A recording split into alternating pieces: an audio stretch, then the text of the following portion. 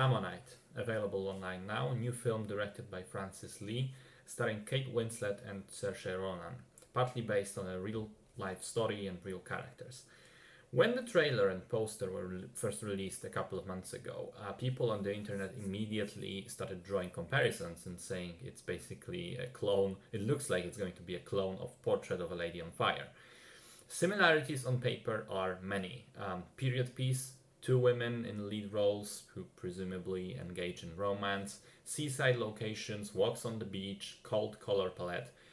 And yes, this is all fair, but I'd argue that when you get to the meat of it, it is a very different story.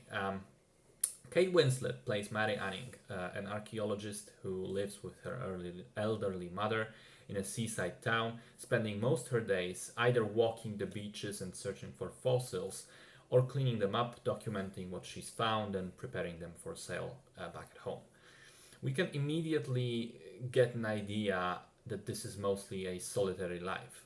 No husband, no friends, no children, just a woman hard at work. One day she's visited by a man and his wife Charlotte. He's interested in Mary's work and he pays her to spend the day in the company, work together on the beach, get an idea about her methods.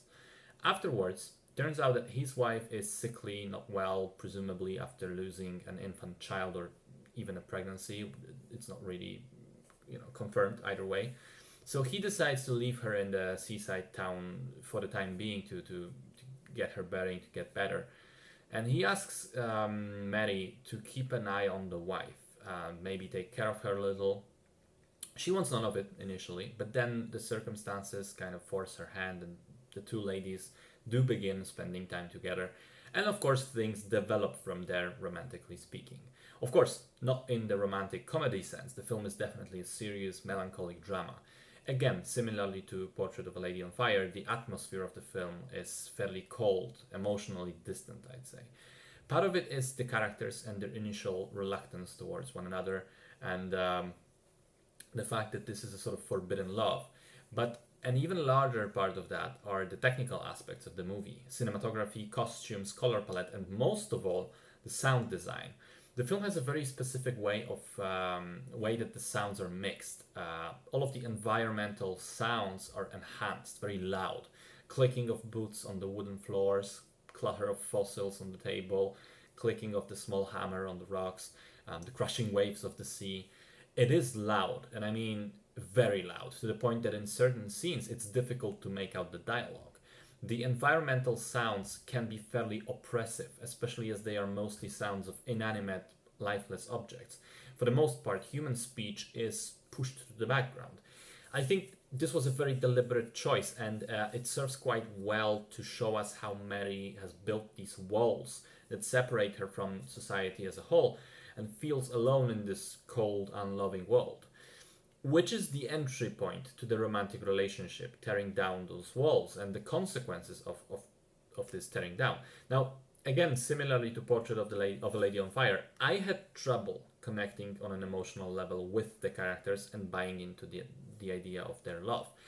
I know I'm in the minority here. I know that a lot of people loved Portrait, loved the way that relationship was developed. It didn't work for me personally, and I had similar issues here. But unlike Portrait, I think Ammonite largely fixes those issues with the way it proceeds with the story in the final act. I really liked the way this relationship ultimately ends up, which is very much in line with what we know about the characters, with what we learn over the course of the film.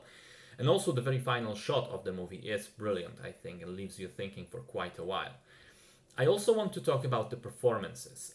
Both leads are very good. I'd say in this particular case, Kate Winslet is the better performance, but she also has a far more interesting character to play, so, I think she does a great job of bringing out the depth of the character, especially through her facial acting, without often saying a word. All in all, I'd say Ammonite it's definitely not a film for everyone. I think it's a quite difficult sell for general audiences. It's a slow film, it has a cold atmosphere, it's concentrated on characters instead of the plot, and most of the conflict is entirely internal, so you have to unpack it as the audience member.